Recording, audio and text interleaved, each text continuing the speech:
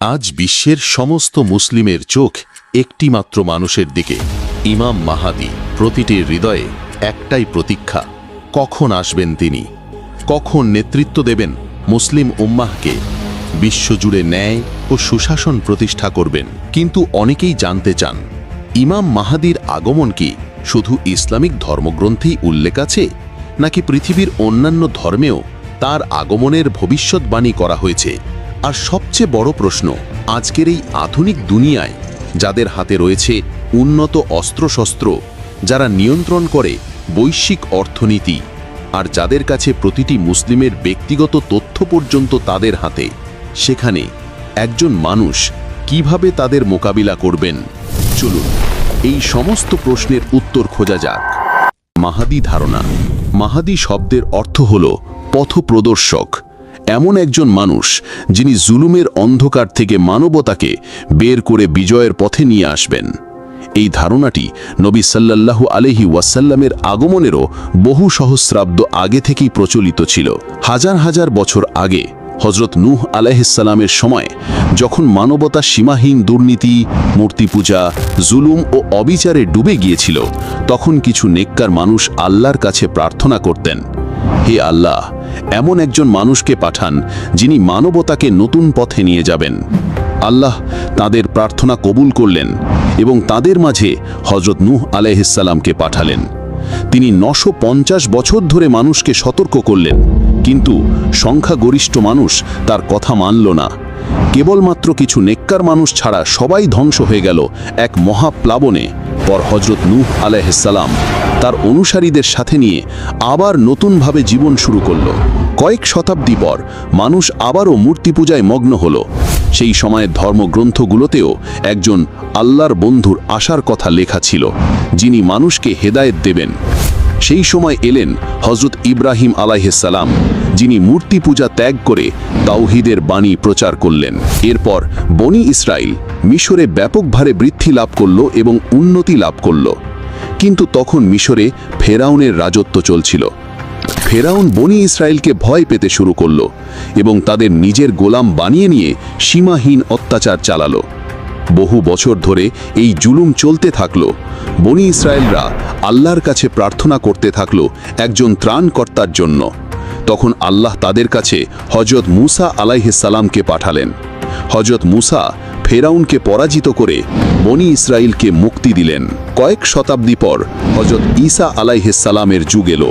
তখন বনি ইসরাইল ফিলিস্তিনে রোমানদের অধীনে ছিল, আর দুর্নীতিগ্রস্ত ইহুদি পুরোহিতরা ছিল তাদের ধর্মীয় নেতা। দীর্ঘকাল তাদের মাঝে কোনো নবী আসেননি। বনি ইসরাইলরা একজন মাসিহার অপেক্ষায় ছিল, যার আগমনের কথা তাদের ধর্মগ্রন্থ, যা আজও বাইবেলে বিদ্যমান, তাতে লেখা ছিল। সেই মাসিহা হযরত ঈসা আলাইহিস সালামের রূপে এলেন, কিন্তু বনি ইসরাইলরা তার বিরুদ্ধে ষড়যন্ত্র করল, ফলে আল্লাহ তাকে আসমানে তুলে নিলেন। হযরত ঈসা আলাইহিস সালামের পর আরবে যখন অন্যায় সাধারণ হয়ে উঠল, তখন ইহুদিদের কিতাবে একজন মহান নবীর আগমনের খবর লেখা ছিল। সেই সময় ইহুদিরাও একইভাবে সেই নবীর অপেক্ষা করত, যেভাবে আজ মুসলিমরা ইমাম মাহাদির অপেক্ষা করে। আজও বাইবেলে সেই ভবিষ্যৎবাণী রয়েছে। এরপর নবী মুহাম্মদ সাল্লাল্লাহু আলাইহি ওয়াসাল্লাম নবুয়তের ঘোষণা করলেন। মাহাদি ধারণা, বিতর্ক ও বাস্তবতা। এই মাসিহা ধারণাটি বনি ইসরায়েলে প্রথম থেকেই বিদ্যমান ছিল। ইসলামের একজন অত্যন্ত গুরুত্বপূর্ণ পণ্ডিত ও কবি আল্লামা ইকবালও ইমাম মাহাদির এই ধারণাটি মানতেন না। তার মতে মুসলিমরা ইহুদি ও খ্রিস্টানদের কাছ থেকে এই ধারণাটি গ্রহণ করেছে। আব্বাসীয় খেলাফতের সময় যখন মুসলিমদের ওপর জুলুম করা হচ্ছিল, তখন তাদের মধ্যে এই ধারণা ছড়িয়ে পড়তে শুরু করে যে খুব শীঘ্রই একজন মাসিহা আসবেন, যিনি সবকিছু ঠিক করে দেবেন। আল্লামা ইকবাল মনে করতেন, মুসলিমদের কোনো মাসিহার অপেক্ষায় জুলুম সহ্য করে যাওয়া অত্যন্ত বিপজ্জনক। কেবল আল্লামা ইকবালই নন, স্কলার ও দার্শনিক ইবনে খালদুনও ইমাম মাহাদি সম্পর্কিত হাদিসগুলোর সানাদ, অর্থাৎ বর্ণনাকারীদের ধারাবাহিকতা নিয়ে একমত ছিলেন না। তবে যদি আমরা দেখি, তাহলে ইমাম মাহাদি সম্পর্কিত হাদিসগুলো বুখারী ও মুসলিম ছাড়া প্রায় প্রতিটি বড় হাদিসের কিতাবেই বিদ্যমান। সুন্নি ও শিয়া ধারার উভয় কিতাবেই বহু হাদিস রয়েছে, একদম সহি সানাদ সহকারে।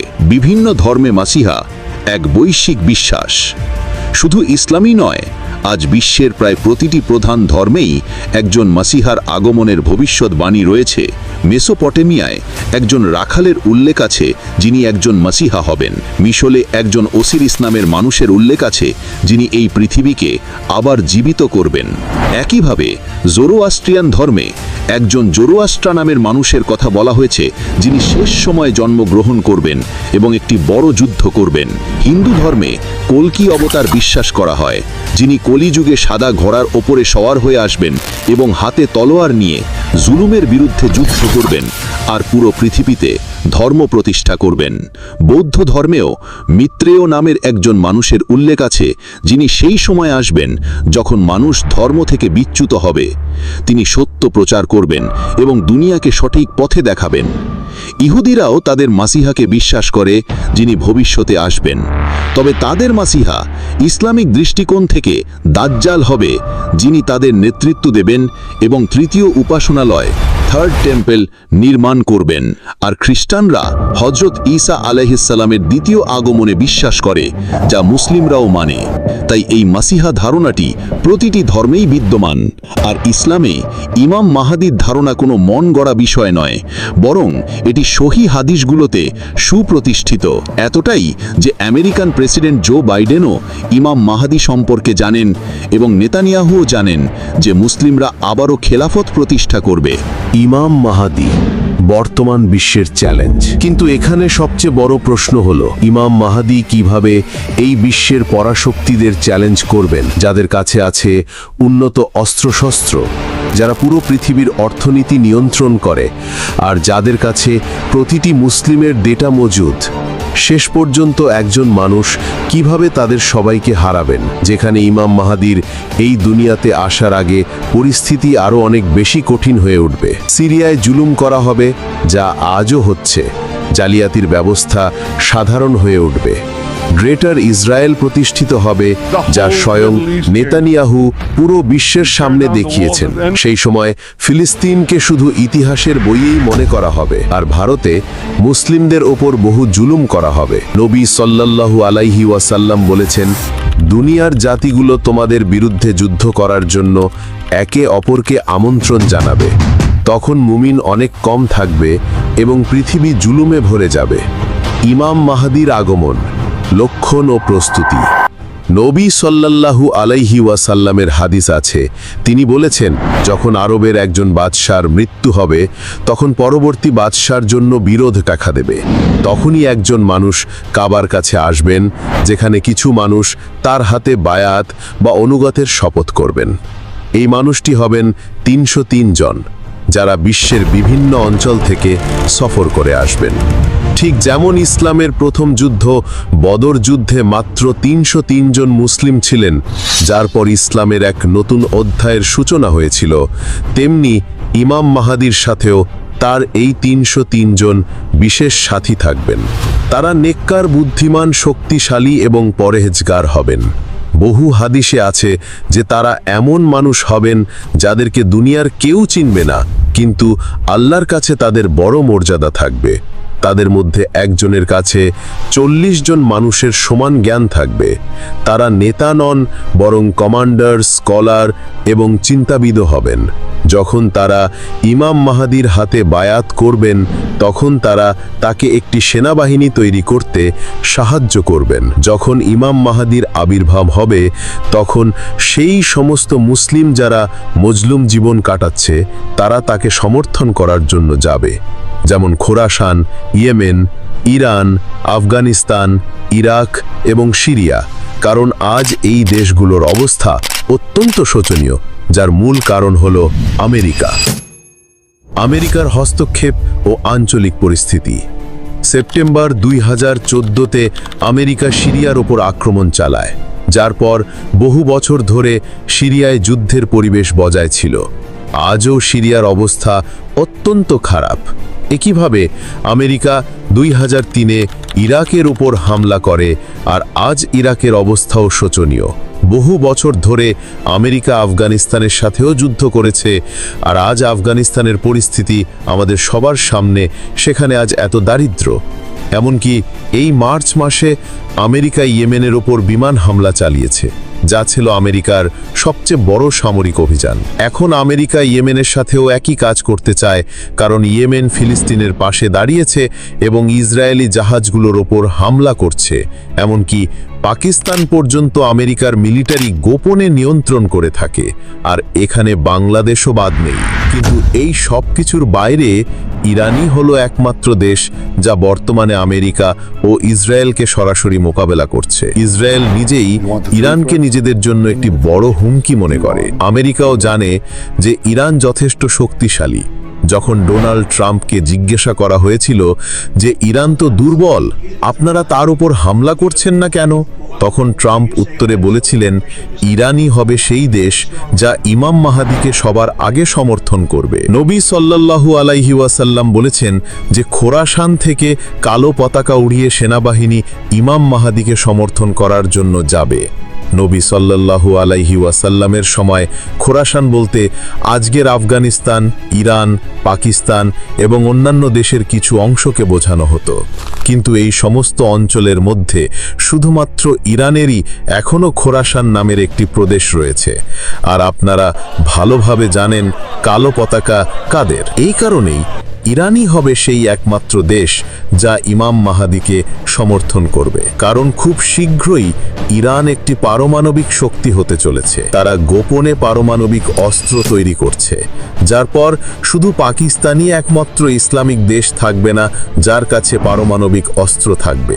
যখন ইরানের কাছে পারমাণবিক অস্ত্র থাকবে, তখন আমেরিকা ও ইসরায়েল কখনোই তার সাথে যুদ্ধ করার কথা ভাববে না। ইরানই হলো একমাত্র দেশ যা ইমাম মাহাদির অপেক্ষায় আছে, এবং ইরানই হলো একমাত্র দেশ যেখানে ইসলামিক শাসন ব্যবস্থা বিদ্যমান। অন্যদিকে সৌদি আরব ও অন্যান্য আরব দেশগুলো আমেরিকার পা চাটছে।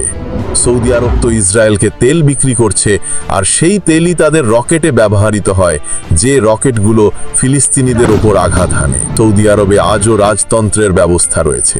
সুফিয়ানি, ফিতনার মূল।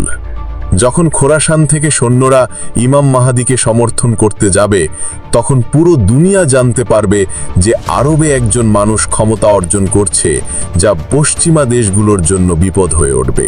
তখন পশ্চিমা মিডিয়া ইমাম মাহাদির ওপর অভিযোগ দেবে যে তিনি একজন সন্ত্রাসী, এবং ন্যাটো দেশগুলো যেমন আমেরিকা ও ইসরায়েল ইমাম মাহাদির বিরুদ্ধে একটি সেনাবাহিনী পাঠাবে।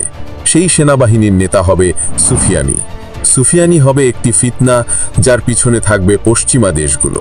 সে এমন একজন মানুষ হবে যে দেখতে অত্যন্ত ইবাদতগার, কিন্তু সে নবীজির অনুসারীদের শত্রু হবে।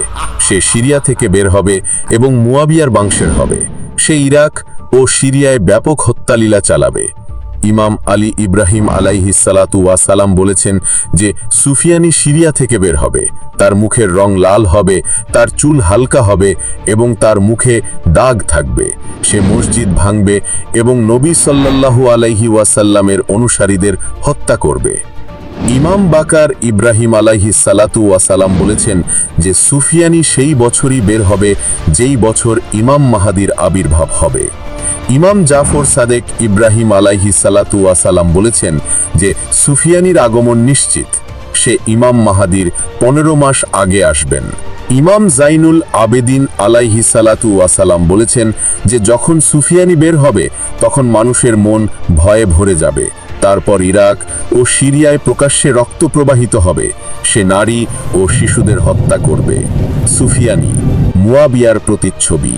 এই সুফিয়ানির পরিচয় মুয়াবিয়ার মতো হবে, যেন মুয়াবিয়া আবার এই দুনিয়ায় এসেছে, কারণ সেও মুয়াবিয়ার মতো আবু সুফিয়ানের বংশের হবে। আর যেভাবে মুয়াবিয়া সিরিয়ার গভর্নর ছিল এবং সিরিয়ায় তার অনেক সমর্থক ছিল, একইভাবে সুফিয়ানিও সিরিয়া থেকেই বের হবে। আর যেভাবে ইমাম আলীর রাজধানী কুফা ছিল, একইভাবে সুফিয়ানিও কুফায় হামলা করবে। ইমাম জাফর সাদেক আলাইহিস সালাতু ওয়াস সালাম বলেছেন যে মাহাদির আবির্ভাবের আগে সিরিয়ায় গৃহযুদ্ধ হবে, যার পর সুফিয়ানি বের হবে। আর আপনি জেনে অবাক হবেন যে সিরিয়ায় গত কয়েক বছর ধরে একটি বড় গৃহযুদ্ধ চলছিল, যার সুযোগ নিয়ে আমেরিকা সিরিয়ায় হামলা করে। আর আজ সিরিয়ার যে অবস্থা, এখান থেকেই এমন কোনো নেতা বেরিয়ে আসতে পারে, কারণ সিরিয়ায় অনেক সন্ত্রাসী নেতা থাকে।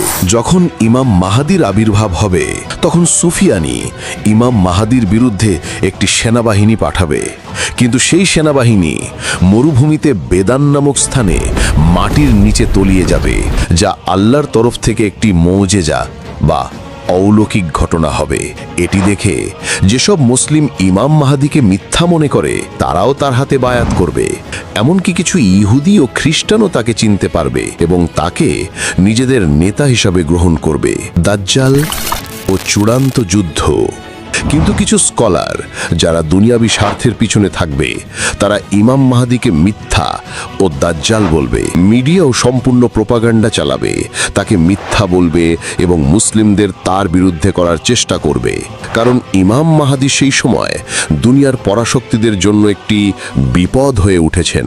যখন সুফিয়ানি জানতে পারবে যে তার সেনাবাহিনী মরুভূমিতে তলিয়ে গেছে, তখন সে আরও একটি বড় সেনাবাহিনী তৈরি করবে এবং পশ্চিমা দেশগুলো তার এই সেনাবাহিনীকে সাহায্য করবে, যার পর ইমাম মাহাদি ও সুফিয়ানির মধ্যে একটি বড় যুদ্ধ হবে।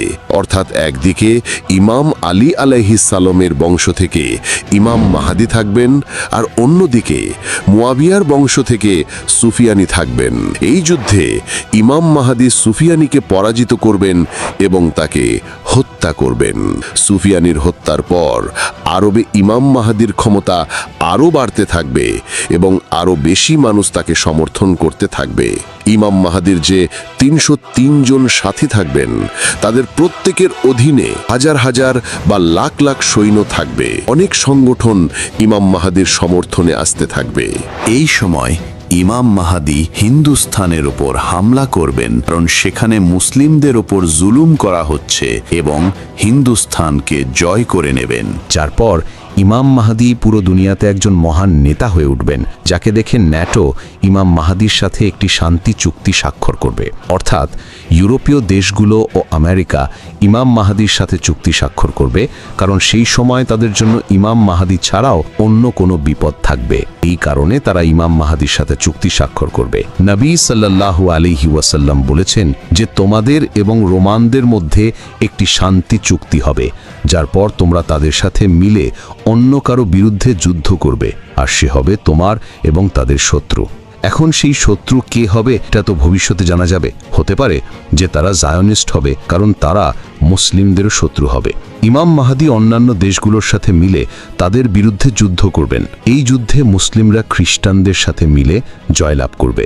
বিজয় ও নতুন ফিতনা, দাজ্জালের আগমন। যুদ্ধে জেতার পর মুসলিম ও অমুসলিমরা যখন নিজেদের ক্যাম্পে বিশ্রাম নিচ্ছে, তখনই তাদের কাছে খবর আসবে যে দাজ্জাল এসে গেছে।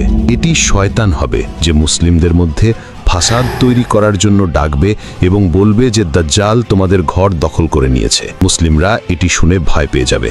ইমাম মাহাদি নিজের সেনাবাহিনী নিয়ে আবারও সিরিয়া বা ইরাকে যাবেন, যাতে তাদের বাঁচানো যায়। কিন্তু যেই মুহূর্তে তিনি সেখানে পৌঁছাবেন, দাজ্জাল সত্যি সত্যি সেখানে এসে যাবে, যার পর হযরত ঈসা আলাইহিস সালামের আবির্ভাব হবে, যা আমরা পরের ভিডিওতে জানব। চূড়ান্ত লক্ষণ বা কিয়ামতের ঘণ্টা। কিন্তু সবচেয়ে বড় প্রশ্ন এটি যে শেষ পর্যন্ত ইমাম মাহাদির আসার আগে আর কোন কোন লক্ষণ পূরণ হবে। নবী সাল্লাল্লাহু আলাইহি ওয়াসাল্লাম বলেছেন যে ইমাম মাহাদির আসার আগে পৃথিবী জুলুমে ভরে যাবে, যা আজ দেখা যাচ্ছে। ফিলিস্তিন, সিরিয়া, ইরাক, আফগানিস্তান, ইয়েমেন এবং কাশ্মীর, এই সমস্ত দেশে জুলুম করা হচ্ছে। আর কিভাবে পুতুল সরকার মুসলিম দেশগুলোর উপর রাজত্ব করছে, যাদের নিয়ন্ত্রণ ইহুদিরা করছে। সুদ আজ পুরো দুনিয়ার অর্থনীতিতে পরিণত হয়েছে। মুসলিমদের সন্ত্রাসী মনে করা হয়। স্কলাররা অর্থের জন্য ধর্ম বিক্রি করছে। পৃথিবী নিশ্চিতভাবেই জুলুমে ভরে গেছে।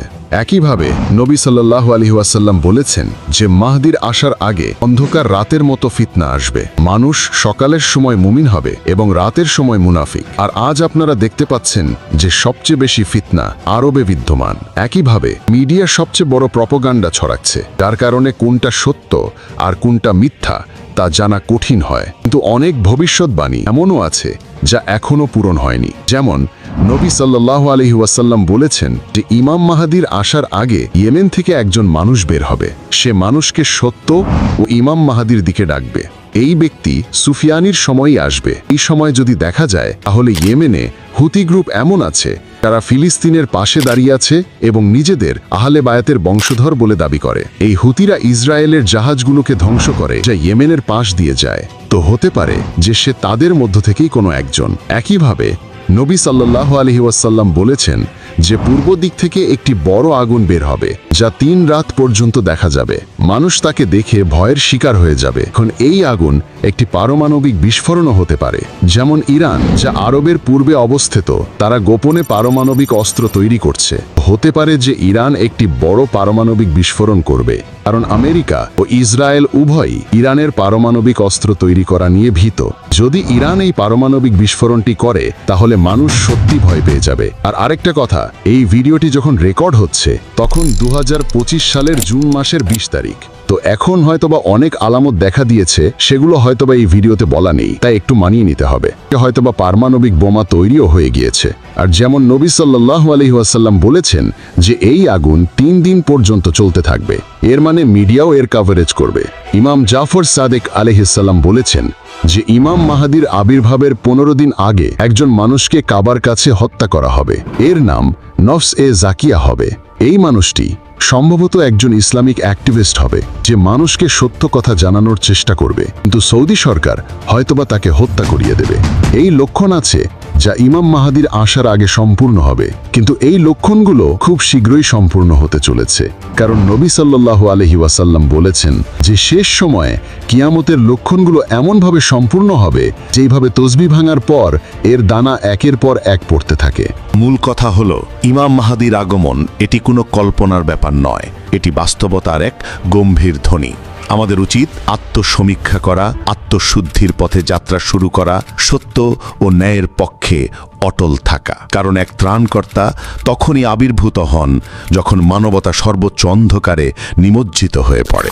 আশা করি এই ভিডিওটি আপনার চিন্তা, হৃদয় ও আত্মার গভীর এক আলোড়ন তুলেছে। আমরা চাই সত্য ও বাস্তবতার এই বার্তা পৌঁছে যাক আরও অনেকের কাছে। তাই চ্যানেলটি সাবস্ক্রাইব করে আমাদের সাথেই থাকুন, যাতে ভবিষ্যতের কোনো ভিডিও মিস না হয়। কমেন্টে লিখে জানান আপনি ইমাম মাহাদির আগমন সম্পর্কে আগে কি জানতেন, আর আজকের ভিডিও আপনার দৃষ্টিভঙ্গি কতটা বদলেছে। এতক্ষণ আমি ছিলাম আপনাদের সাথে আহমেদ। সবাই ভালো থাকবেন।